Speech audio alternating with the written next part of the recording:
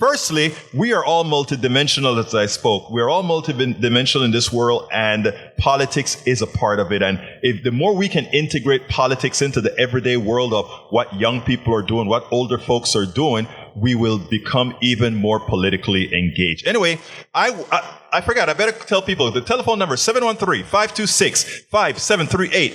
Extension numero dos. Extension 2. 713-526-5738. Anyway, continue it. I watched Chris Rock on Netflix at 1 a.m. while spinning. It was clear that the Will Smith slap at the Oscars has affected Chris Rock's comedy.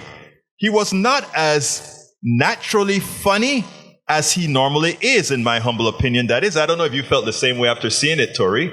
I thought he's normally a bit more funny, but today I found that different. What's your thoughts? Well, I just noticed that he wasn't smiling as much. I mean, there was still 90% the old Chris Rock there, but, there was some bitter notes. I'm glad, I'm glad that I wasn't, I made some TikToks earlier and I got people commenting and saying, yeah, I noticed that that it wasn't as effective, but here's the deal. He went really hard on Jada Pinkett Smith as well.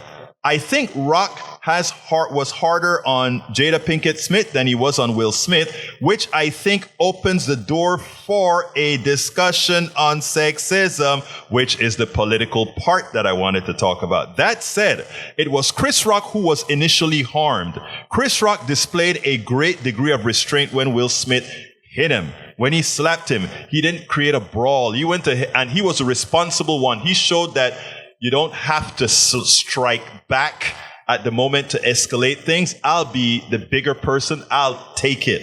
Because you notice, Tori, nobody ran up there when he got slapped and held down Will Smith. Nobody was there to hold back Will Smith. Will Smith punched him and Chris Rock did the right thing and maintained his composure. So he was harmed.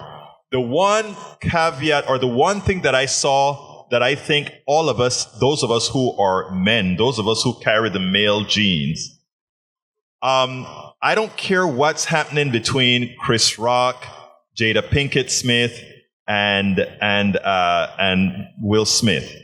I think we have to be cognizant that somehow when there is any kind of mishap that a woman is involved and a man is involved, that somehow the woman gets the biggest part of the brunt. Because if you take a look at the ending, and he did this at the end of the show, he was extremely hard on Jada Pinkett Smith. And I'm not defending her, but it shows the same kind of sexism we see in today's politics. The way Hillary was treated versus others. The way, and it's not a Republican or Democratic thing. Women just seem to take the brunt of much more than men do.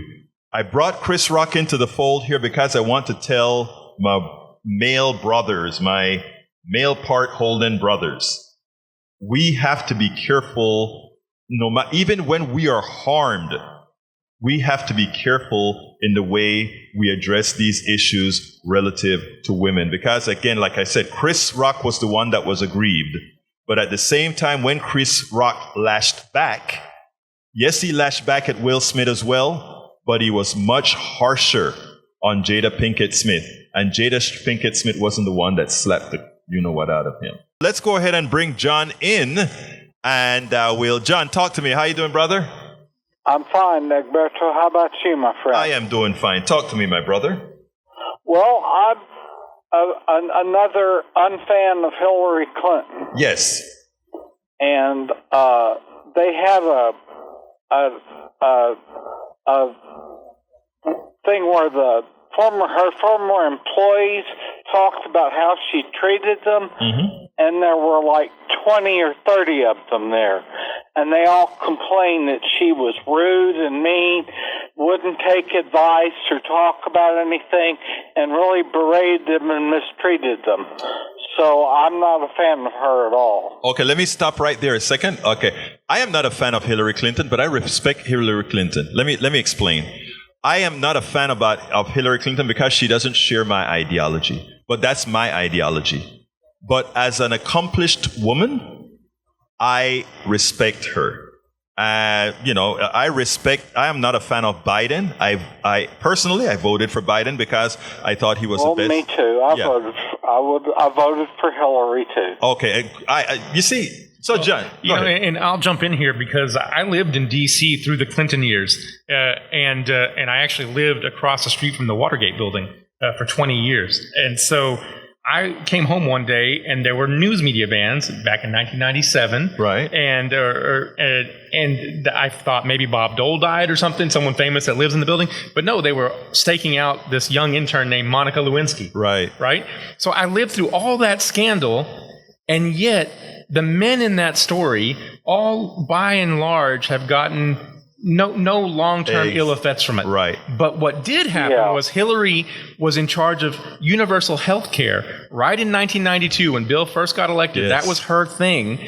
And she and Bernie Sanders was right there with her. Mm-hmm. And they were trying to do universal. From that moment forward, the GOP had it out for her. And she has suffered the consequences of GOP messaging for 20 years now, so much so that when she ran in 2016, a lot of Democrats, especially who had just kind of gotten familiar with the political system, maybe even 10 years earlier, bought into that messaging. They bought into the mythos, the myth that Hillary was somehow not good, and they didn't understand that it was because GOP messaging was anti-woman. Right. But it's not only GOP's messaging, it's Democratic. I'm not going to throw that solely on the GOP. I'm going to put it on us too. Sure. I mean, I'm going to say that we men have an issue that we are, I'm from Panama. Yeah. I'm black and I'm Caribbean. I have the 3 strikes that make me a sexist. I've gotten rid of it, folks. I'm just letting you know.